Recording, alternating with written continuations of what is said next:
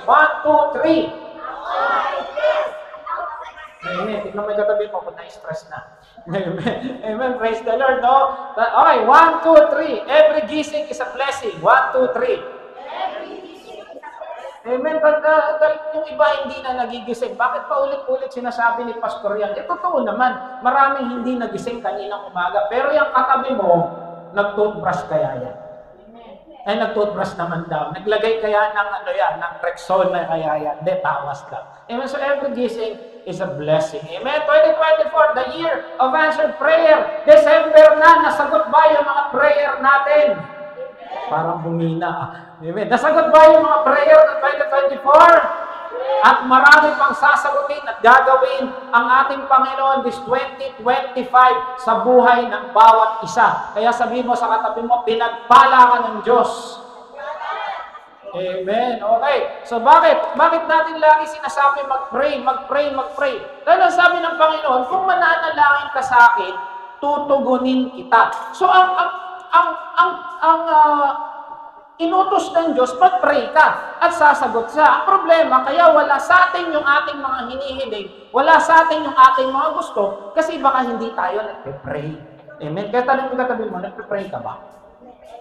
Amen. Dahil kung nagpe-pray ka, tutugunin ka ng Lord. Amen. Okay, praise the Lord. Tuloy na tayo sa ating mensahe, December 2014, gratitude. Pasasalamat. O, tignan natin ang mas maliliman pa. Last week, napakaganda ng mensahe ni Brad Iman, no? Pinaalala niya sa atin, ano yung mga meron tayo dahil sa biyaya, no? Yung ating forgiveness, yung ating sealed na kaligtasan na hindi ka na mabubura, na yung tayo ay mahal ng Diyos, no? Pinaalala sa atin yung last week na ating kapatid. Okay, so, ngayon, ang tanong, yan, lagi natin sinasabi, ang ganda rin kanina ng devotion ni Pastor Joby, sabi ko, inline talaga. Ano ang meaning ng gratitude para sa iyo? Ayan.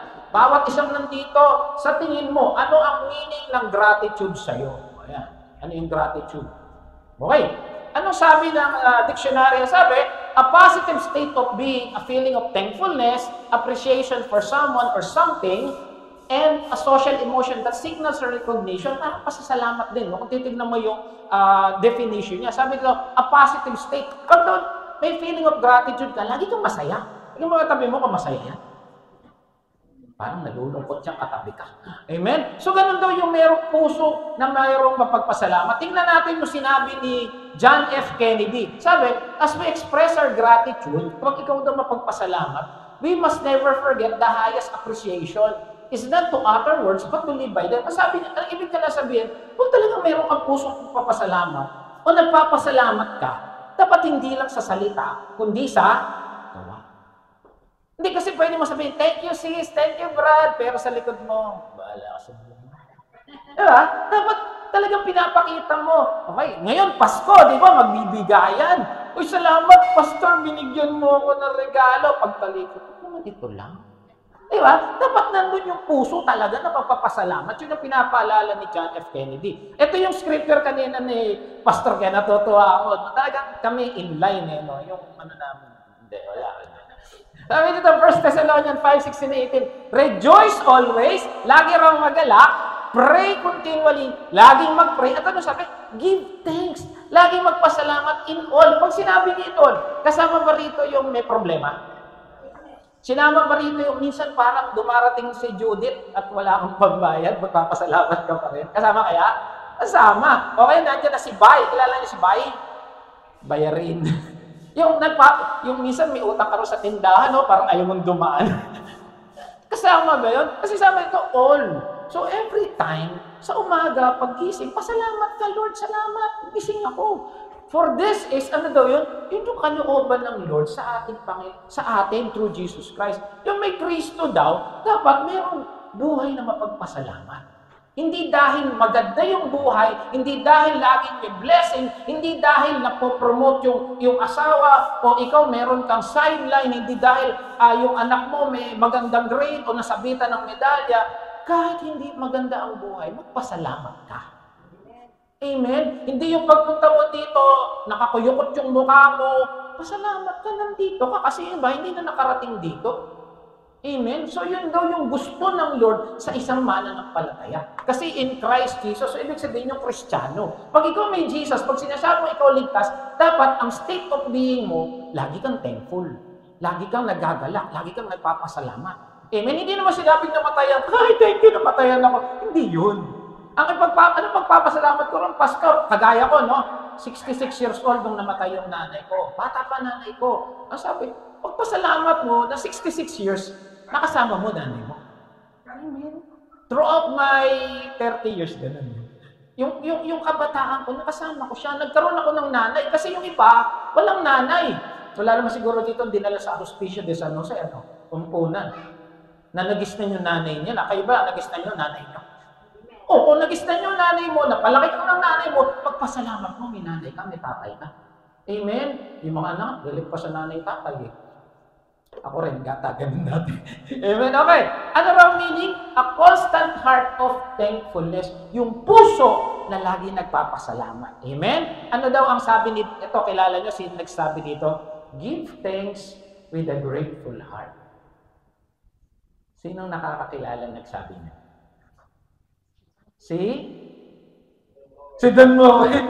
Give thanks with a grateful heart. Yun nasabi ni Dan Moen. Amen? So yun pala, yun ang pinakasimpleng definition ng gratitude. Yung nagpapasalamat ka, hindi lang sa bibig, kundi sa puso mo. Amen? Ikaw ba nagpapasalamat ka, katabi mo yung katabi mo? Parang hindi, Pastor. Hindi yata naglagay ko ng Amen. Okay, tuloy tayo. Okay, ito yung pag-aaralan natin. An attitude of thankfulness. Tignan natin sa Biblia, ano yung ginawa nung ating pag-aaralan. Luke 17:11, 19. Amen. Sabi dito, Luke 17:11, now on his way to Jerusalem. Sino yung on his way to Jerusalem? Si Jesus. Papunta siya ng Jerusalem. Jesus traveled along the border between Samaria and Galilee. Ito yung lugar na kasi halos hindi naman magkalaban, pero parang meron silang rift o meron silang hindi pagkakaunawaan between Samaria and Galilee. Sa panahon ngayon, yan yung pumapasok sa Gaza Strip ng Palestinian at mga Israelita. As he was going to the village, 10 men who had leprosy met him. Ano yung leprosy sa Tagalog? Ketong. Ano yung susunod sa leprosy?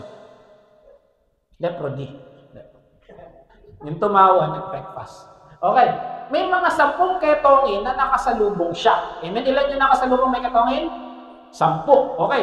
They stood at a distance. Kasi nung panahon nila, pag ikaw may sakit, malayo ka. Kasi nakakahawa yan. Nung panahon nila, wala pang gamot sa leprosy. So malayo. Kaya tabi na, they called out with a loud voice. Talagang sinigaw nila. Bakit? Kasi alam nila si Jesus kayang magpagaling. Amen? Sabi na, Jesus, Master. Sa kanilang tinurang first 2 words, pinakikita nila yung pagiging mataas ni Jesus. Amen? Kasi ang tawag nila, Master. Amen? Anong sabi dito? They stood with a loud voice and said, have pity on us. Ano sinasabi? Kaawaan mo kami. Bakit? Kasi alam nila si Kristo kaya silang pagalingin.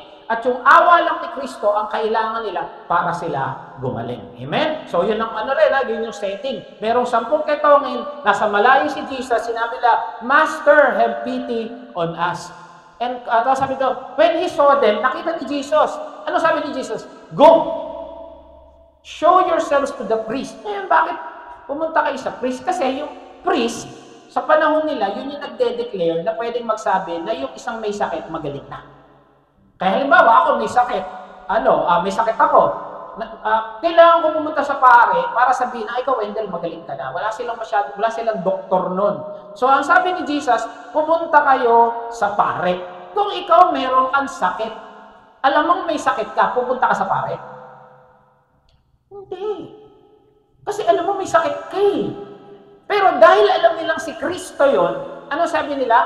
Go yourselves to the priest.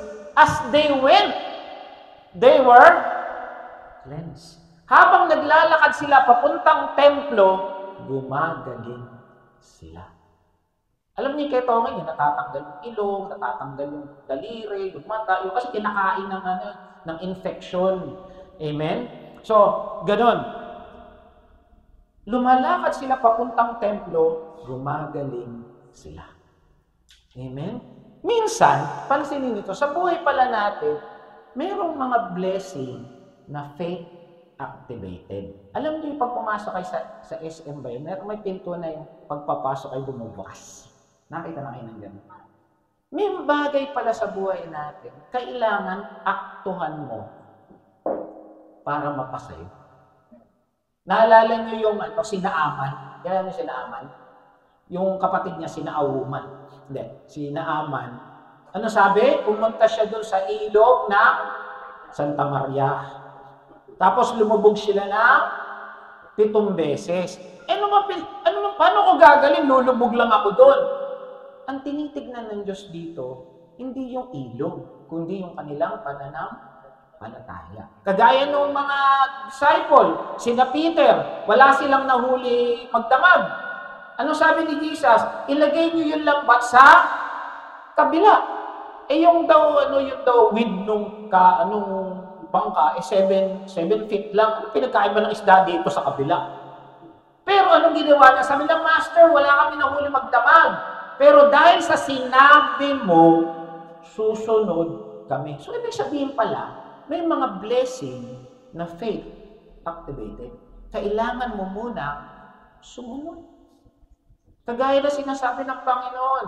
Ano ba sinasabi ng Lord? Hindi kita iiwan, hindi kita pababayaan. Kung tinatanggap mo yung yung sinabi ni Jesus na yun, wala mangyayari sa'yo. Ano ba sabi ng Panginoon? I will provide all your needs. Pag sinabi ni Jesus na hindi niya kayo pagkukulangin, hindi niya kayo pagkukulangin. Sino ba rito yung nagutom nung 3 years na pandemya? Tingnan mo yung katabi mo kung nagutom. Parang hindi, no? Parang gumanon pa, no? Bakit? Tapat ng Diyos. Amen. So, ibig sabihin, tandaan, may mga blessing na kailangan mo makuha, na aktuhan mo. Ano yun? Sa ngayon, sa panahon natin, wala si Jesus, nasa langit na eh. Pero may iniwan siyang Bible.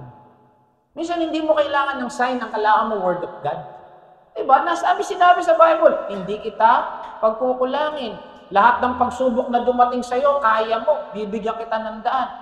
Panghawakan natin yung salita ng Diyos para maging activated yung sinasabi ng Diyos. Amen? Ano sabi ng Jeremiah 29:11? Sabi ng Jeremiah 29:11? Ano sabi? For I know the plans I have for you, declares the Lord. Plans to prosper you. Panghawakan nyo yun. Yung isang kapatid namin, yun lagi pinanghahawakan. Papunta-punta na lang ng Dubai. Ano pinanghahawakan ng verse? Importante salita ng Diyos. Kami ni Pastora, ang favorite verse namin, Matthew 6:33. Seek first the kingdom of God and His righteousness, and all these things shall be added unto you. Ibig sabihin, pag inuna mo ang Diyos, lahat ng kailangan mo, ibibigay sa'yo. Na-operahan ko yung misis ko, kailan lang? Ang sabi ng mga doktor, 70,000 lang sa mga hindi nakakaalam. Kung babayaran ko na, 106. Ito matindi. Ang laman lang ng wallet namin, 36. Alam nyo, nung magbabayad na ako, hindi ko alam ano nangyari. 36 lang pinayaran. Bakit? Sabi ng Lord, I will provide all your needs. Amen. Aktuhan mo. Kung hindi ako pumunta rin sa magbabayad, ako kulang 180. Uwi na lang ako. Bahala na yung asawa ko dyan. Bahala. Iiyak yan. Magte-text siya, nasaan ka? Laki ng babayaran, bahala ka na dyan. Diba? Pero pumunta ako ron, 36 lang hawak ko. Sakto, 36. Amen. Kaya natutuwa ako. Sabi ko, Lord, kilala mo pala ako. Amen. Yung mga bagay na yun, talagang matutuwa ka sa ating Panginoon. Amen? Okay, tuloy tayo. Nung gumaling sila, ito na, nung maglalakad sila, napansin nila, gumagaling sila. One of them, so he was healed. So, isa dun sa 10. Okay, 1 minus 10. Ang galing niya talaga sa math. Amen? So, isa dun sa 10, bumalik. Ano sabi niya? When he saw that he was healed, came back, nagpasalamat sa Diyos. Amen? Sa 10, isa lang yung Kaya katabi mo kaya, isa yan sa 10 o nasa 9 yan? Yung nagpapasalamat kaya yan o yung dead ba? nung nabayaran na yung utang, bahala na kayo, party-party na ulit tayo. Nung gumaling na, wala nang thank you, magaling na ako eh. Yung isa nagpasalamat, praising God with a loud voice. Kung paano siya humingi, ganun din siya pasalamat. Tayo pag humingi, Lord, thank you pambayad, Lord, thank you pambayad. Pero nung nabayaran na, Wala na. Okay, Lord, thank you. Kung paano ka humingi, dapat ganun ka rin, salamat. Praising God, he threw himself at Jesus' feet. Naglumuhod, nagpasalamat. And he was a Samaritan. Thank him. Ito yung kaaway ng Diyos eh. Ito yung pala kaaway ng Diyos. Ito yung kaaway ng Israel. Kasi Samaritano, hindi sila from the same country. Biro mo hindi pa to same country. Jesus asked, where not all 10? Sinahanap niya yung iba. Where are the 9? Hindi naman katabi mo, kasama sa 9 yan. Hindi marunong magpasalamat. Okay. Has no one returned to give praise to God except the foreigner? Pero mo, yung kabaryo niya, hindi nagpasalamat. Pero yung kabilang bara yung Samaritano, kasi foreigner, siya lang yung nagpasalamat. Ito, then he said to him, rise, go, and faith has made you well. Okay, ano nangyari sa Siyam? Gumaling. Ito bang isa, gumaling to? Gumaling. Kaya lang, the secret is in the Greek. Kasi tingnan natin, yung sabi, yung iba, healed. Balikan natin Ito yung Greek nun Katarizo. Yan, wala na. Okay, katarizo. Sa Greek yan. Healed, gumaling, pinagaling. Pero itong isa, well, magkaiba yun. Spelling pa lang, magkaiba na. Tingnan natin sa Greek, ano pinagkaiba. Ito yung Greek ng, ang ginamit doon na Greek, zozo. Ibig sabihin nun, well, complete, whole, kumpleto, buo. Yung 10, magaling lang. Huminto yung pagsusugat, gumaling siguro yung kanilang, hindi na yung ilong nila, hindi na lumiliit uli.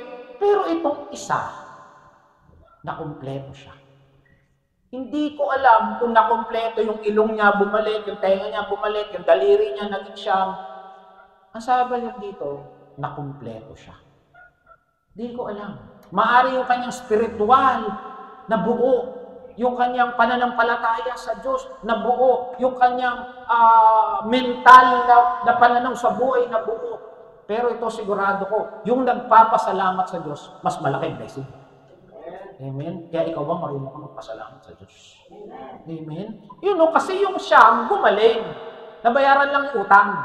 Pero yung isa, naging milyonary pa. Saan ka? Saan ang gusto mo? Amen? Tuloy tayo. Okay. Ngayon, paano ba talaga maging thankful? Mabilisan tayo. Unang-una, dapat yung puso mo marunong magpasalamat. Tandaan, ang pasasalamat hindi sa bibig lang. Thank you, Lord. Okay, thank you, Ate Dita, sa binigyan mo regalo, Ate Dita. Hindi ganun lang. Dapat talaga nasa puso nagkagaling. Amen?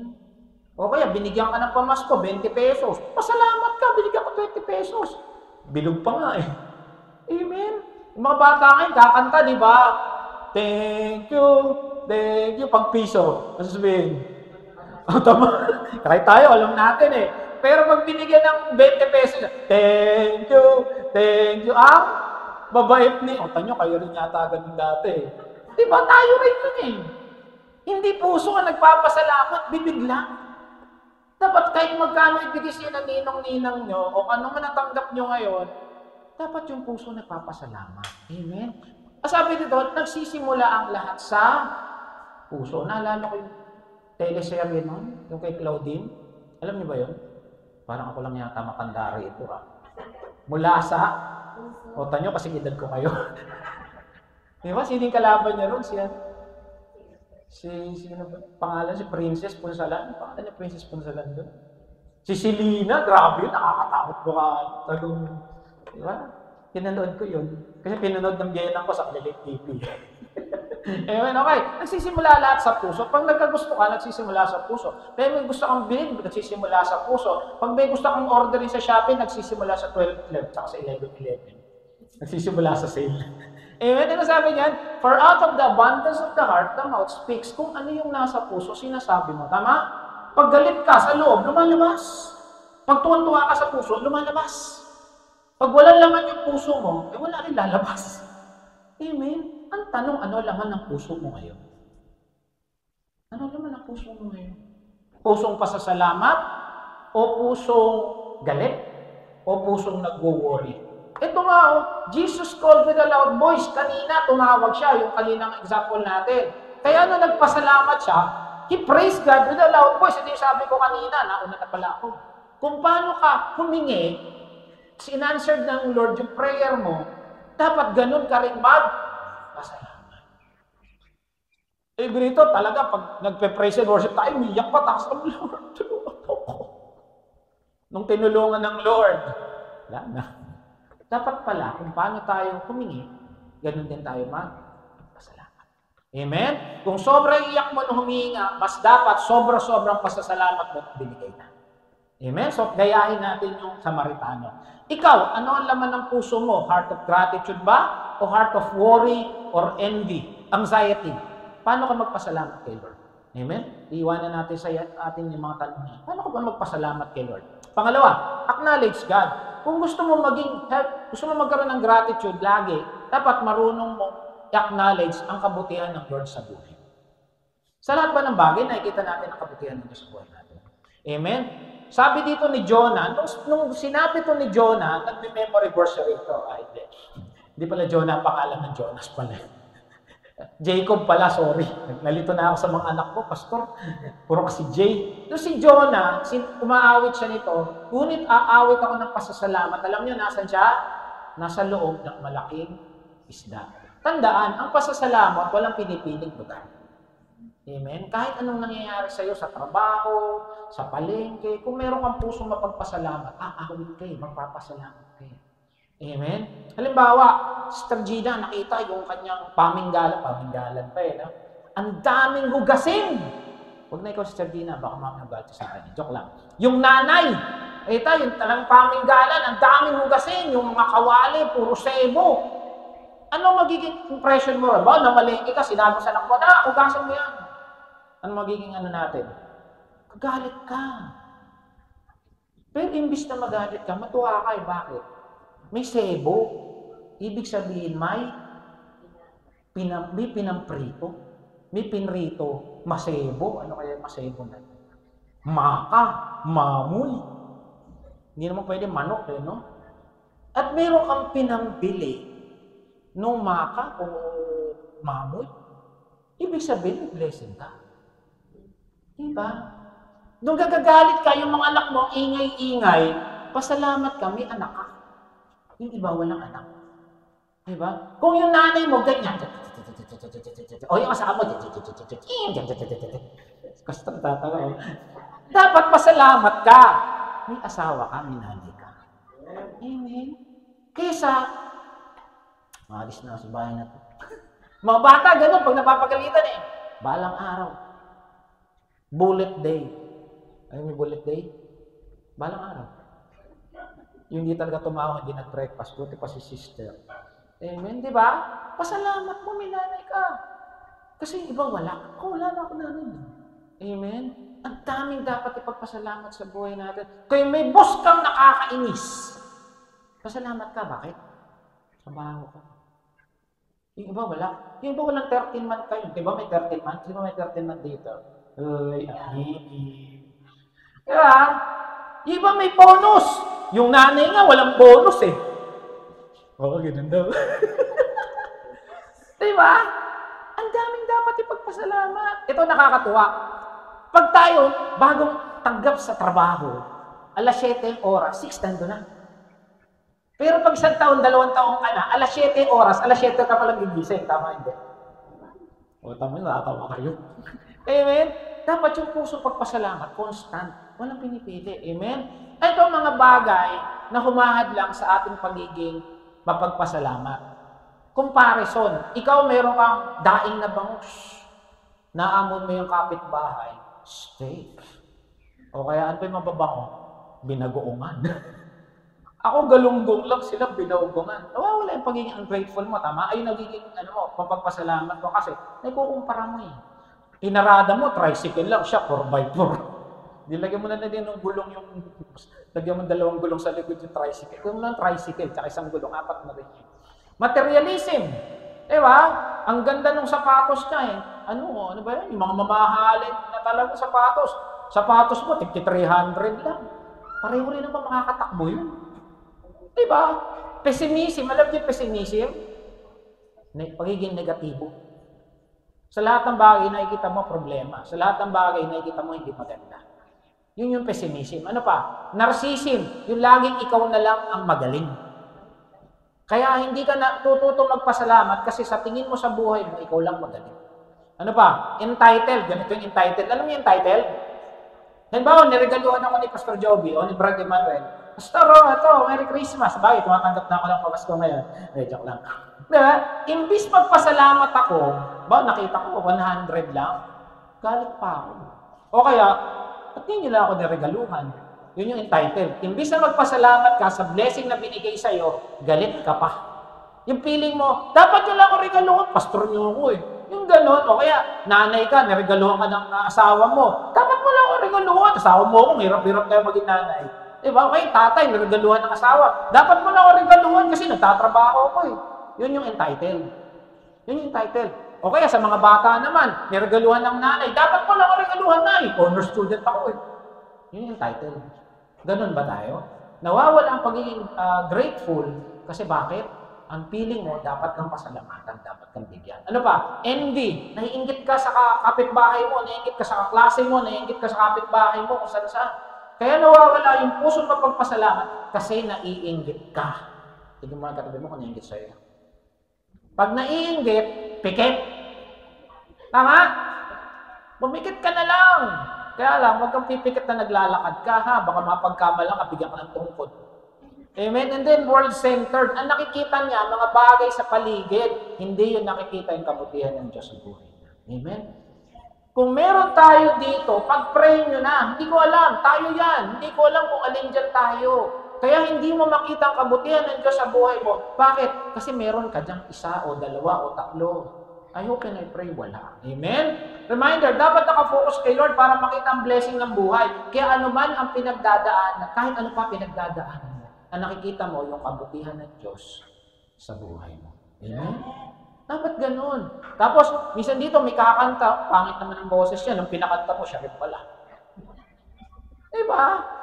Ang masyado kang entitled, doon ako yan, mas magaling pa ako dyan, hindi ko na ako makakanta. Wala na. Dapat hindi. Ano yun? Narcissism yun. Amen? Kaya dapat ang focus kay Lord, hindi sa tao. Ano yun? Pangatlo, be contented. Mabilis lang to. Dapat kontento ka sa buhay mo. Tingnan mo na rin mo, kontento sa buhay. Amen? Amen? Sabi dito ni Apostol Pablo, for I have learned to be content. Ano sabi niya? Whatever the circumstances, siya raw kontento. Sabi niya, I know what is to be in need. Pag yung may problema, may pangailangan. And I know what is to be in plenty. Pag yung meron siyang blessing. I have learned the secret of being content in any situation, whether well-fed or hungry, whether in living plenty or in want. Ano naman yung pinagdadaanan niya? Kontento siya sa buhay niya. Meron siya, wala siya, okay lang. Bakit? Mabilis ang buhay. Lagi itong pinapaalala sa inyo, kung ilang taon ka na, yun yung taon, yun yung buwan, yun yung araw, yung linggo, minuto, oras na iniingatan ka ng Diyos. Amen? Amen? So, ibig sabihin, kung 50 years old ka na hindi pala ako yun yung edad na iniingatan ka ng Diyos. At dapat may pagpasalamat yun, dahil yung edad mo, marami nang namatay na hindi umabot sa edad mo. Amen? Pinatayo ko na mic. Amen? Amen. Praise God. Amen. Ito yung mic ko. Amen? So, dapat daw makontento, may mic o wala. Buti na lang, binigyan ako ni Brad Iman ng mic. Amen? Dapat kontento tayo kung meron o wala. Sabi ito, iwas luho para iwas luha. Bawas yabak para bawas. Ayan, 1:12 na. Yung si Lazada, tumatawag na. Si Shopee, tumatawag. Uy, ganda na sapatos niya. Napin ko ka sa Shopee. Ano? Shopee lang pala niya pinipinan. Diba? Puro sale ngayon. Diba? Daming sale. Kaya ang dami yung palanggana sa bahay. Daming hanger kasi sale. Daming tabo. Huwag inggit para di pumangit. Yun naman katabi mo. Yung pumapangit na yan. Nainggit na yan. Amen? Gawin yung memory verse. Iwas tuho para iwas tuwa. Bawas yabang para bawas utang. Kaya lang naman kasi nagkakautang-utang minsan, nainggit lang eh. Uy, si Mari, nag-tour sila, nagpunta silang Baguio, ba't hindi tayo nagbabaguio? Uy, kapitbahay natin, nag-Japan, no? Ba't hindi tayo nag-Japan? Yun namang tatay, talagang gagawa ng paraan para maibigay. Tama, hindi. Bawas yabang para iwas utang. Amen? Yung birthday niya, nag-18th birthday yung anak, dapat ganun din yung birthday ng 18th birthday ng anak mo. Lalo na pag kapatid yan, o kapitbahay, di ba? Kaya tayo nagkakautang-utang. Kasi minsan nandun yung Amen? Ikaw, inuuna mo ba ang yabang o kontento ka na sa buhay mo? Paalala sa atin ng ating Panginoon. Ayaw ng Lord, nagkakautang-utang tayo. Ang gusto ng Lord, tayo ang nagbibigay. Amen? Okay, pang-apat, natatapos na tayo. Be intentional. Yung puso daw na nagpapasalamat, yung puso na lagi nagte-thank you, intentional. Hindi yung napipilitan ka lang. Alam niyo yung bata, di ba, pag binigyan, ano sasabihin mo sa ninang mo, di ba, bata pa? O ano sabihin mo, di ba, oh, thank you. Ganun din ba tayo pag binibigyan? Pag binigyan tayo ng blessing ni Lord, sa pilitan pa mag-thank you, be intentional in giving thanks. Sabi ko, kahit ano pinagdadaanan, dapat andun yung pasasalamat. Sabi ko sa 1 Thessalonians, rejoice, pray, and be thankful. That is the will of God. Okay, tingnan natin si Daniel. Si Daniel, nung nalaman niya yung masamang balita, ano ginawa niya? Sabi nito, when Daniel knew that the document was signed, ito yung masamang balita to.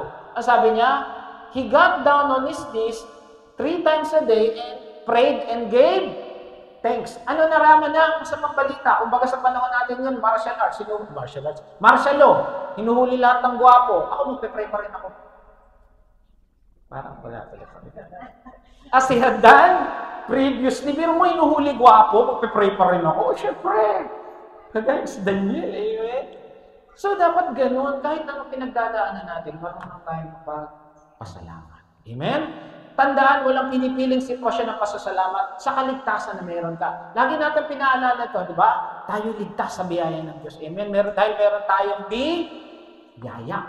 Amen? Ito, tanong. Ikaw, yan, sa lahat ng nandito, sa lahat ng pinagpala, sa lahat ng may biyaya, intentional ka ba sa pagpapasalamat sa kaligtasan meron ka? Amen. Praise the Lord kung ganyan. Paano ba natin inaalagaan yung grace? Paano ba pinapahalagaan? Yes, we have biyaya or we have grace. Yung biyaya, grace sa English. Tanong, paano ba natin pinapahalagaan? Lagi ko itong sinasabi, the grace we have is free but not cheap. Yung kaligtasan na meron tayo, libre. Dahil sa ginawa ng Diyos sa Panginoong Sus, Panginoong Sus, sa krus ng Kalbaryo. Pero hindi yun cheap. Kasi binagbayaran niya ng kanyang buhay. Ito tanong, ito sabi, salvation is free, but it is not cheap. Hindi libre. Ang tanong, paano ba natin pinapahalagahan niya? Bigyan ko kayo ng example. Okay. Halimbawa, mamimigay ako ng iPhone 16 Pro Max. Yan. iPhone user kasi ko eh. Gusto niyo iPhone 16? May nahihiya pa. Ano, labas mo yung kahon dyan ng iPhone? Yung kahon lang. O, halimbawa lang. Kung halimbawa lang, bibigyan ko kayo ng iPhone 16 Pro Max. Bigyan ko. Anong gagawin niyo? Yung totoo. Thank you. O, ano pa? Tatanggapin, ano pa? Ano gagawin niyo doon sa telepono? Gagamitin, ano pa? Iingatan. Bakit? Bigay at mahal. Mamahalin niya, 70,000 yata ngayon yan. Tama? Iniingatan mo yung isang bagay na binigay sa'yo. Bakit? Kasi mahal. Halimbawa, bibigyan ko yung tigi-tigi isang Fortuner. Sana all. Ibabanggaan nyo lang ba?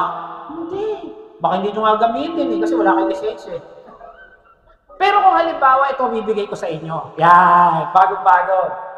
Motorola Microtac. May ganyan pa, may antena pa.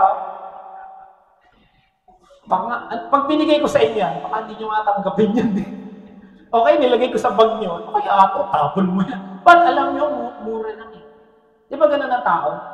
Pero kaya nga, yung kaligtasan na meron tayo, libre nun. Pero pinagbayaran ni Kristo. Kung iingatan natin yung mamahalan na gamit natin, dapat mas iniingatan natin yung kaligtasan na meron tayo. Amen? Dapat ganun. Hindi yung, yes, pero pinagpala kami, yes. Pero dapat iniingatan mo yun. Hindi ka gumagawa ng anong bagay na hindi nagbibigay papuri sa Diyos. Kasi bakit? Ligtas ka na yun. Ayaw pa yung ganito, chismosa pa rin. Nagpe-praise the Lord. Ayaw pa yung ganyan, lakas sa red horse niyan. Dapat iniingatan natin kasi ang napapahiya si Kristo. Amen? Okay, tuloy. Ikaw, thankful ka ba? Iniingatan mo ba ang biyayang meron ka? Yun po yung gusto nating ipaalala ngayon. Amen? And then lastly, you should be thankful, not entitled. Pinaalala ko, sinabi ko na, ibig sabihin, entitled, di ba? Yung binigyan ka na, sasabihin mo, ay, dapat mo lang akong bigyan ba? O kaya ako, binigyan niyo ako, ay, dapat niyo lang akong bigyan. Tinuturuan ko kayo, nagpapastor ako eh. Entitled yun. Imbis na magpasalamat ka na, siga ka pa. Ganun ba tayo pag binigyan? Amen? Si Hannah, nung nagpe-pray siya, sabi ko si Hannah kasi wala siyang anak. Pero nung sinagot ng Lord, sabi niya, my heart rejoices in the Lord. There is only one holy like the Lord. Yung, hindi pa yata siya sinasagot dito. Pero yung puso niya, nagpapasalamat sa Diyos. Amen? Hindi siya entitled na, kasi ito, araw at gabi yata nananalangin ko. Hindi siya sinabi, uy, dapat mo lang akong bigyan ng anak kasi araw at gabi ko nananalangin, lagi ako sa templo. Hindi siya ganoon. Nagpapasalamat siya sa Diyos kasi si Lord dapat sambahin at pasalamatan. Amen? Hindi dahil nagpe-pray ka, hindi, ay, dapat i-bless ako ng Lord kasi nandito ako sa church, yung Pastor Pogi. Hindi ganoon. Hindi, dapat pag uwi ko may blessing ako kasi nag-church ako. Hindi ganoon. Diba? Ay, dapat i-bless ako ng Lord kasi umattend ako sa church na ano ko sa sermon. Hindi ganoon. Dapat, kahit anong mangyari sa atin, nagpapasalamat tayo sa Lord. Amen? Ano sabi dito? Alam ni Sarah, sino siya sa harapan ng Diyos? Ay ba, sino ba tayo sa harapan ng Diyos? Paalala, sino ba tayo sa harapan ng Diyos? Ito, tinuro ko ito na nakaraan, si Mephibosheth. Ito yung lugpo na ulila, na nakikitira.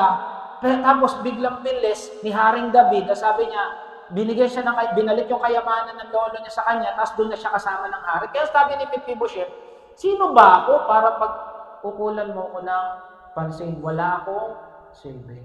Sa totoo lang, sino ba tayo? Sino ba tayo? Matitigas ang ulo natin, mayayabang tayo, chismosa tayo, nagmumura pa tayo minsan red horse pa tayo, minsan kung ano iniisip natin, sino ba tayo? Pero niligtas tayo ng Diyos. Amen. Sino ba tayo para pagkukulan ng pansin ng Diyos? Sino ba tayo para biyayaan ng Diyos? Sino ba tayo para gamitin ng Diyos? Wala tayong silbi sa harapan ng Diyos. Pero namatay si Kristo para sa iyo. Bakit mabuti ang Diyos? Alam niyo, nung binayaran ko yung sabil ni Donora, naiyak-iyak ako. Kasi bakit? Alam ng Lord, 36,000 lang yung pera namin.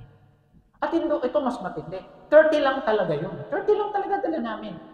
Yun lang yung talagang pambayad namin. Kasi sinabihan siya na 70. Pag 70, nababawasan yun. Yung mga discount, di ba? Sabi ko, mga 30 lang yun.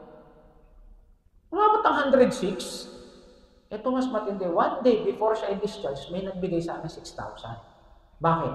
36,000 pala babayaran na. Alam niyo ba't ako naiyak? Lord, kilala mo ko, kilala mo yung pangailangan. Amen. Sino ba ako? Kung kilala niyo lang ako, baka hindi niyo ako pakinggan. Amen. May kabulukan din ako, may kasalanan din ako. Pero mabuti ang Diyos na sinasamba ko. Amen.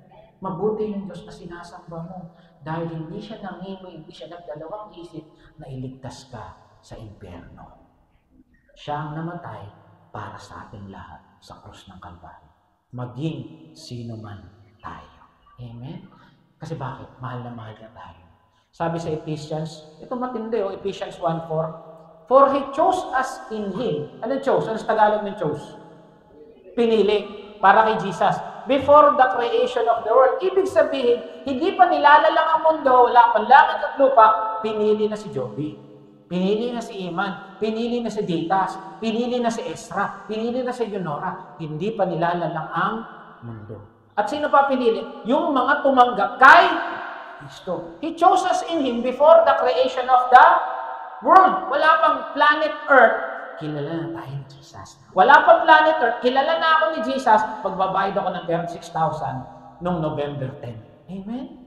Ano sabi niyo? He predestined us for the adoption of sonship through Jesus Christ. So dapat lang talaga tanggapin si Jesus Christ as our Lord and Savior. Ito matindi. His pleasure and will. Ano yung Tagalog ng pleasure? Ibig sabihin, nagagalak si Kristo nung pinili niya si Flor.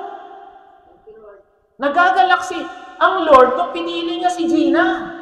Nagagalak si Lord kung pinili niya si Ditas. Amen? At yung katabi mo, kung tumanggap kay Kristo yan, nagagalak ang Lord. Kahit bulok tayo, nagagalak ang Lord nung pinili niya si Wendy. Amen? Ayan o. He chose us para sa pleasure ng will niya. Gusto niyang iligtas si Iman dahil masaya siya. Gusto niyang iligtas si Daisy kasi masaya siya. Gusto niyang iligtas si Salvasyon dahil masaya siya. Amen? Hindi ko alam mga pangalan niyo kapatid, pero kung may Kristo kayo sa buhay, masaya ang Lord nung niligtas ka. Nung pinili ka. Dahil sa ginawa ni Kristo sa krus ng Kalbaryo. Hindi pa ginagawa ang mundo. Wala pang tutubi, tsaka surot at butiki. Kilala na tayo ng Diyos. Alam nyo, bakit masarap maging Kristiyano? Kasi nakikita natin yung mga mystery na nasa Biblia. Yung iba, hindi nababasa. Ngayon, alam na natin, wala pa ang mundo, kilala tayo ng Diyos. Amen? Ang buti ng Diyos. Kaya nga sabi kanina nung kayo, Lord, you are good and your mercy endureth forever. Amen? Kasi tayo, makakasama ni Lord forever. Amen?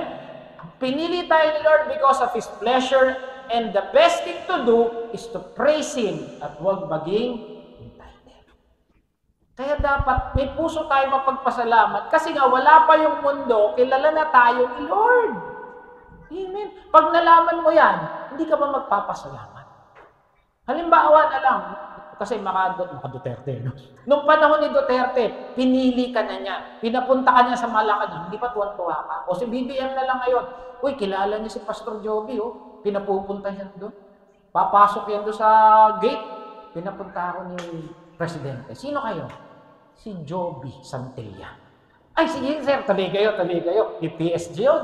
Tapos may papasok na naman. Nakita ka, sino kayo? Ako po si Joby Santillan, pinatawag ako ni Presidente. Di ba? Sige sir, hinihintay kayo. Paano pa kung si Kristo ang nakakilala sa akin? Amen? Yung may likha ng langit at lupa, yung Diyos na may likha ng sanlibutan, kilala tayo. Isn't that wonderful? Isn't that marvelous? Di ba napakasarap nun? Hindi lang natin masyadong maintindihan. Pero alam ko in time, alam ko iba naintindihan ko. Pero yung pinili ka ng Diyos, wala pa lahat, napakalaking bagay. Amen? Kaya sabi dito, ikaw, feeling mo ba karapat-dapat ka? O feeling mo na nagpapasalamat ka lagi? Amen? Amen. Okay, please read daw. Matatapos na tayo. If you have food in your fridge, sino rito may rep? Ayan, may rep. Clothes on your body. May damit naman siguro kayo ngayon. And a roof over your head. Ibig sabihin, may mahuwain mamaya. Meron ba tayo na? O merong rep, may clothes, may roof. O kaya may pagkain na lang. You're richer than 75% of the world. Ibig sabihin, kung may bubong ka, may pagkain ka, may damit ka, kasama ka doon sa 75% ng mundo na may pera, na mayaman. Okay, if you have money in your wallet, pera sila sa wallet. Ayan. And can go anywhere you want. Makakapunta ba kayo sa SM kung gugustuhin nyo? SM, Mall of Asia. Okay. And you are among the 80% of the world's most wealthy. Pag kaya mo palang pumunta, gusto mong puntahan, dito na sa Pilipinas, kasama ka sa 18%. Kasi yung iba, hindi kaya yun.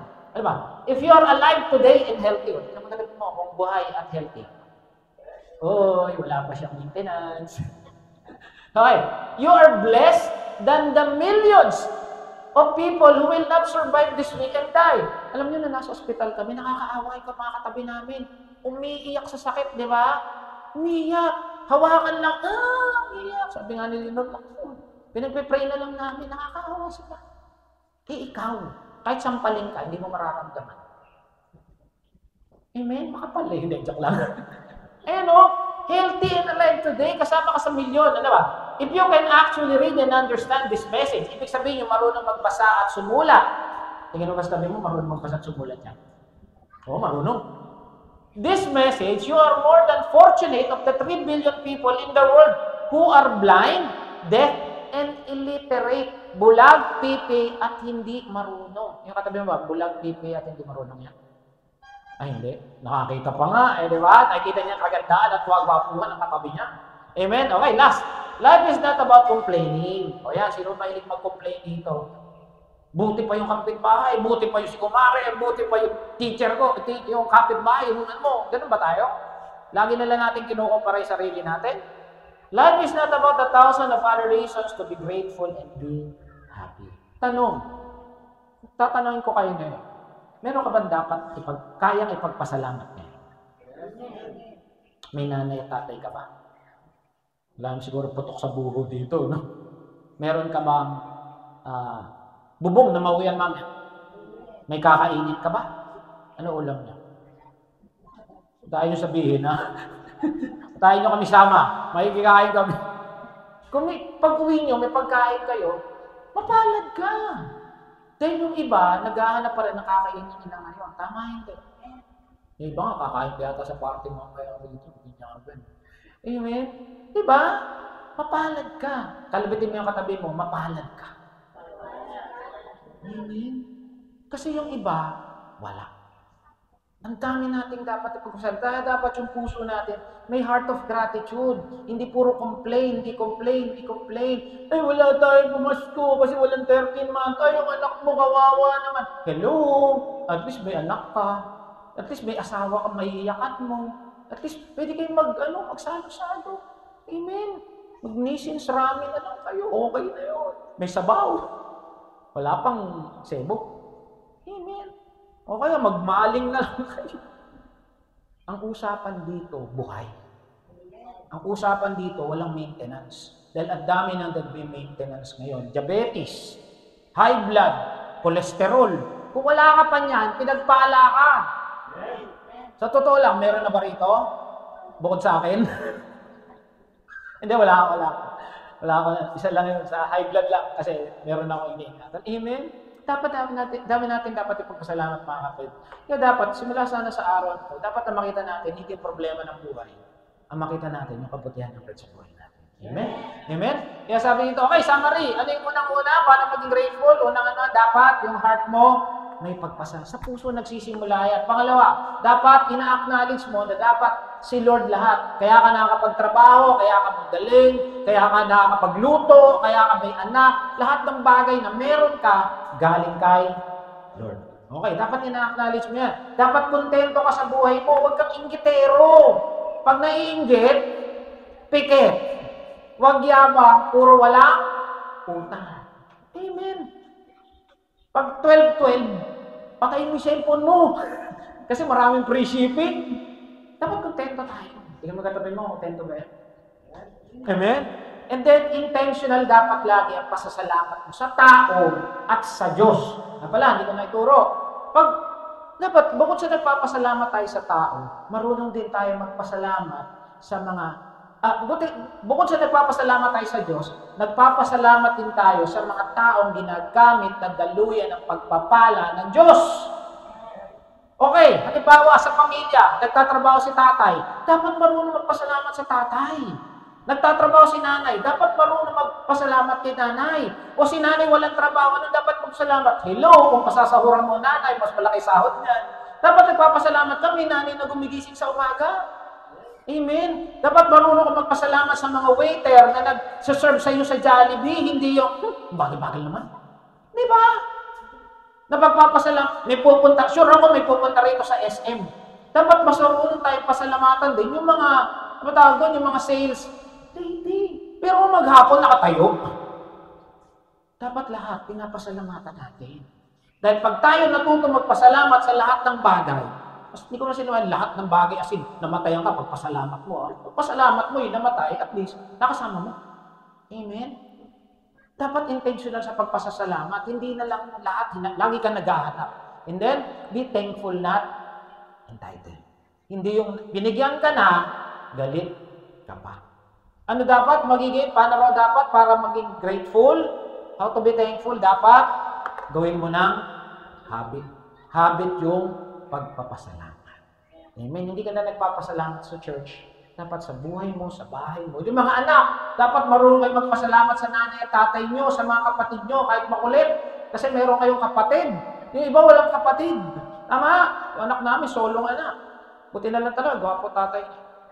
Amen. Praise the Lord. Last verse, Colossians 2:6-7. magpakatibay kayo sa pananampalatayang ituro sa inyo at lagi kayong mag-pasalamat. Amen? Kaya dapat marunong kayong pasalamat. Okay, tayo na tayo. Pasalamatan natin ng Lord. Sige, palakpak natin. Pasalamatan natin, Panginoon. Amen. Okay.